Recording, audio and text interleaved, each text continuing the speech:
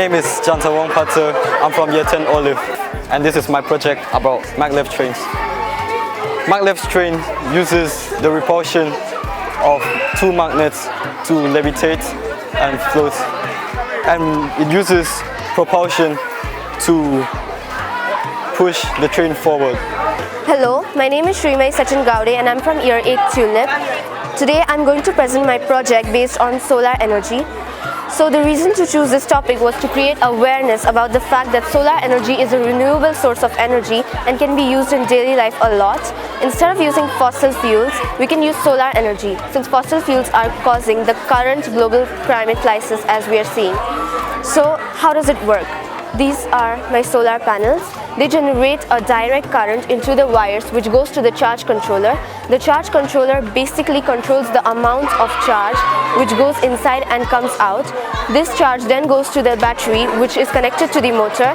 The battery takes this electric charge and takes it to the motor, which converts it and takes it to the wires and tubes which are connected and are used for drip irrigation in the project. The rest of the electric current goes to the inverter, which is used for a backup, since solar energy is weather dependent, and in case of rainy days or cold or winter, it works on inverter. Thank you. Hello, my name is Keenan Hawkwitz, and me, Dylan, Perry, and Jay made a project of a taser. So this is dangerous, very dangerous, and we made it so that people can protect themselves against other people who are trying to harass them or attack them. And this is how it works. You can see. Turn up. I can't. Okay, so that's how it works, and you can also even charge your phone at the back. So we put it together by using. How it has a high voltage is we use the booster so that the little battery that is inside has a higher voltage, and that's why you see the sparks and it makes noise. So it's a very cheap taser to make. So that's how it solves the problem of self-defense and people attacking. Hello, my name is Anastasia and her name is Success, and we made a science project called a hydraulic powered robotic arm. So basically the project works with the use of water and pressure. Without any water or no pressure, the project can't work. So for this project we use materials like syringes, wire, plastic tubes, cardboard and recycled material to benefit the environment. So this project is basically good for the environment because it is being used in nice ways, and it can help pick up trash in case of any malfunction.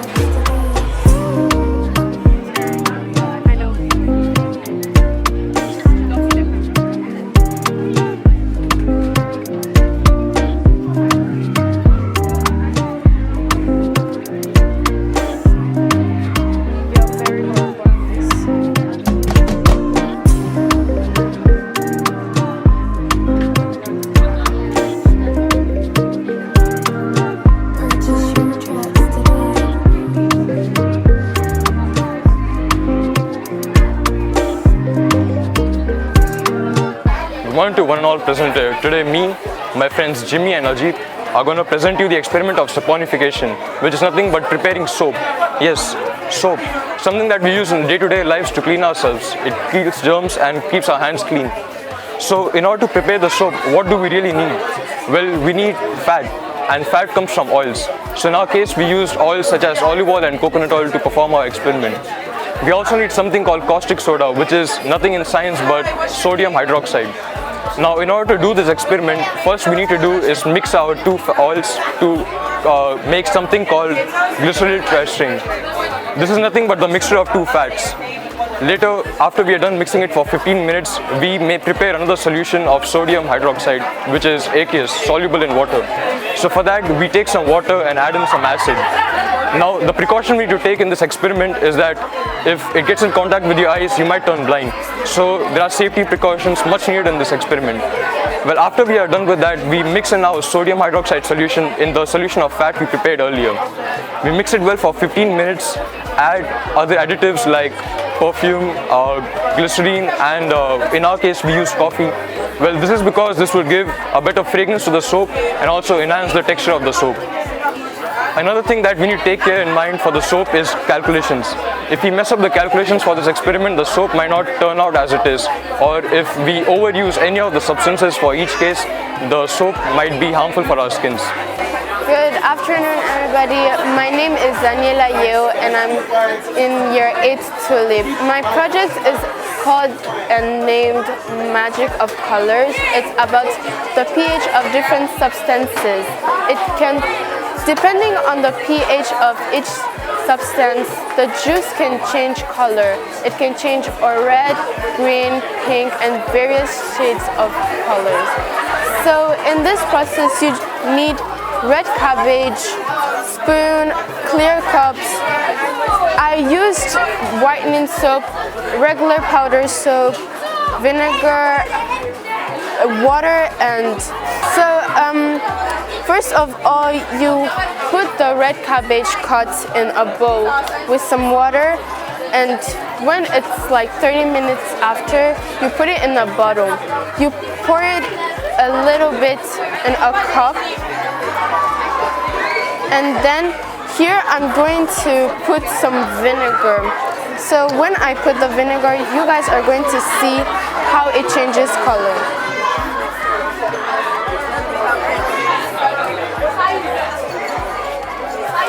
So from purple it changed to pink, and this is because of the anthocyane that the red cabbage has. It's a water solution pigment that makes the substance that is added to the juice change its color, whether if it is acidic or alkaline. It doesn't change if it's added to a neutral substance, which it will definitely stay it's the same color. So at the end, acids and alkalis are not only seen in laboratories, but they're always also seen in nowadays society. Thank you. My name is Sahil Jagwani and I'm from year 7 Camellia. I worked with my group and we made a rocket which flies and a car which moves when you push it backwards, as you saw. My car was made with a lot of waste products and it's easy to make. Here are the steps. You can take two popsicle sticks and then glue the top together. Then take some 4 bottle caps and then you keep it for later, and 1 long barbecue stick and 1 short.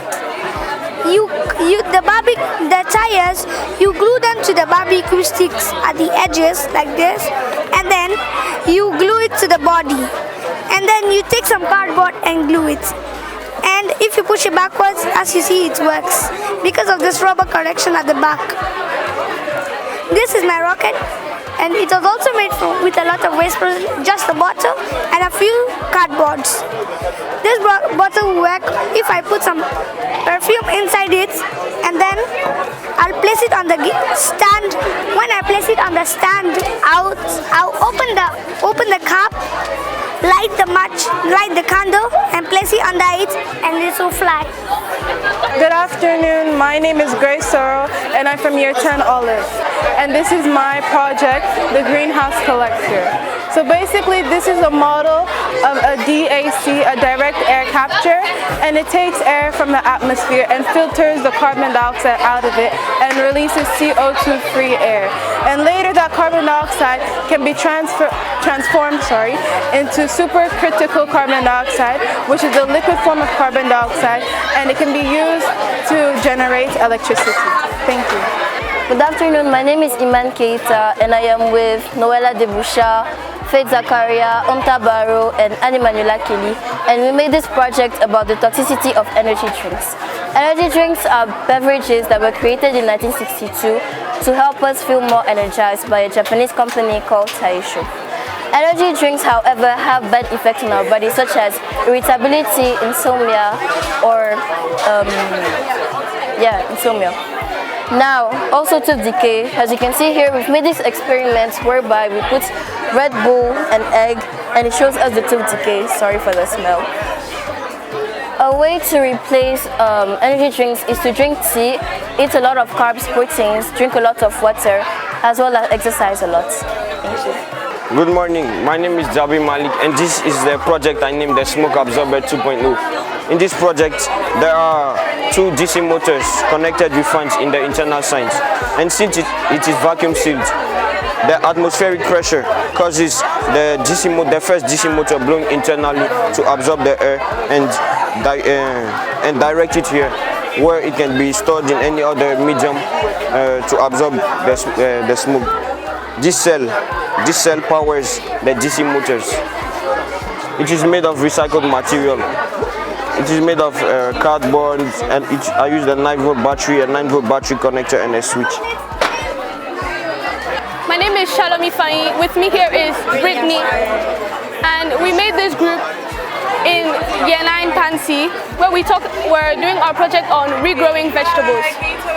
So as we were doing this project, we found out that most fruits can be grown by seeds, but vegetables are not grown easily through seeds. So as we're doing it, we found out that people mostly cut off the bottoms of their onions, their garlic, their carrots, and other vegetables like pepper and all that. But then we could easily regrow them. And it was easy through just a cup with water in it. So we had already started growing it, checking the process. We have an onion here, and the roots had already started coming out. So with more time, it could grow more shoots.